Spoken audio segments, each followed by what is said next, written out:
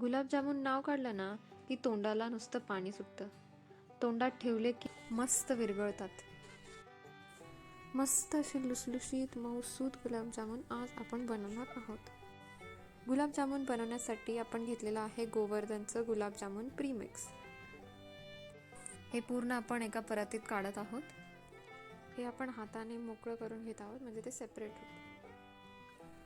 तर ह्याच्यात आपण थोडं थोडं करून दूध टाकूयात आणि त्याचा डो बनवून घेऊयात.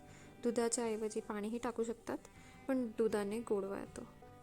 आता आपण हे झाकून साईडला ठेवूयात. थोडं भिजू देऊयात. लगेच गोळे बनवायचे नाही आहेत. नंतर आपण एका पातेल्यात पाक बनवायला घेऊया. त्यात आपण 500 ग्राम साखर आणि 1 ग्लास पाणी घातलेलं आहे.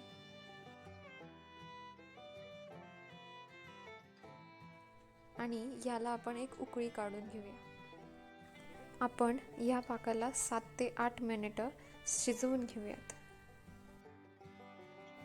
तुम्ही बघत असाल साखर कम्प्लिटली विरघळलेली आहे. ह्यात आपण फ्लेवरसाठी 1 चमचा वेलची पूड घालूयात.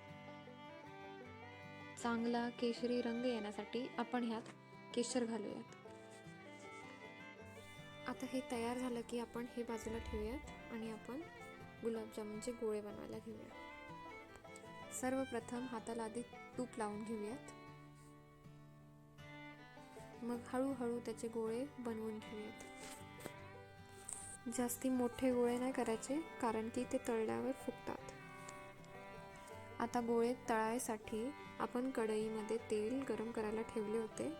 आता त्यात ते गोळे सोडूयात. गुलाबजामुन एकाच बाजूने भाजू नये, त्यासाठी सतत ते गुलाबजामुन घोळवत ठेवूयात, म्हणजे मस्तपैकी सोनेरी रंग येतो त्याला. तुम्ही बघू शकता तेल सगळ्या बाजूने लागल्यामुळे गुलाबजामुन किती सुंदर सोनेरी रंगाचे झालेले आहेत. चला, आता गुलाबजामुन मस्तपैकी भाजलेले आहेत, खमंग भाजलेले आहेत. तर आता गरम गुलाबजामुन गरम पाकामध्ये सोडायचे आहेत. गुलाबजामुन छान लुसलुशीत होण्यासाठी आपण अर्धा तास पाकात मुरू देऊयात. अशा पद्धतीने घरच्या घरी गुलाबजामुन छान बनतात.